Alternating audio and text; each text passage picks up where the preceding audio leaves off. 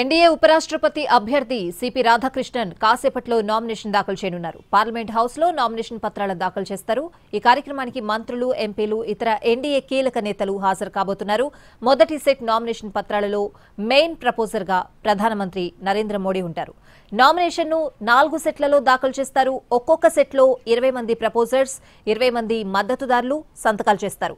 మొదటి సెట్లో number 1 proposer గా ప్రధాని మోడీ సంతకం ఉంటుంది.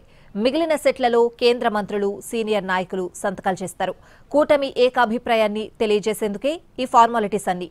ఉపరాష్ట్రపతి ఎన్నిక వచ్చే నెలలో జరుగుతుంది.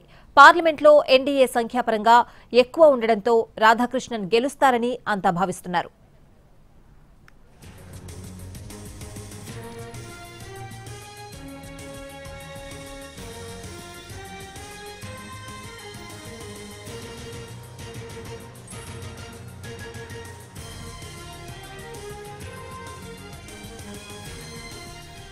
ఎన్డీఏ ఉపరాష్ట్రపతి అభ్యర్థి సిపి రాధాకృష్ణన్ కాసేపట్లో నామినేషన్ దాఖలు చేయనున్నారు. పార్లమెంట్ హౌస్ లో నామినేషన్ పత్రాలు దాఖలు చేస్తారు.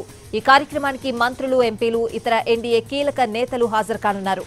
మొదటి సెట్ నామినేషన్ పత్రాలలో మెయిన్ ప్రపోజర్ గా ప్రధానమంత్రి నరేంద్ర మోడీ ఉంటారు. నామినేషన్ ను 4 సెట్లలో దాఖలు చేస్తారు. ఒక్కొక్క సెట్లో 20 మంది ప్రపోజర్స్, 20 మంది మద్దతుదారులు సంతకాలు చేస్తారు. మొదటి సెట్లో నెంబర్ 1 ప్రపోజర్ గా ప్రధాని మోడీ సంతకం ఉంటుంది. మిగిలిన సెట్లలో కేంద్ర మంత్రులు, సీనియర్ నాయకులు సంతకాలు చేస్తారు. కూటమి ఏకాభిప్రాయాన్ని తెలియజేసేందుకే ఈ ఫార్మాలిటీస్. ఉపరాష్ట్రపతి ఎన్నిక వచ్చే నెలలో జరుగుతుంది.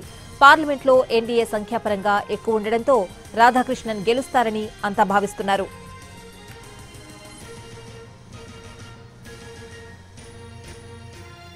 సిపి రాధాకృష్ణన్ మరి కాసేపట్లో నామినేషన్ దాఖలు చేయబోతున్నారు. పూర్తి అప్డేట్స్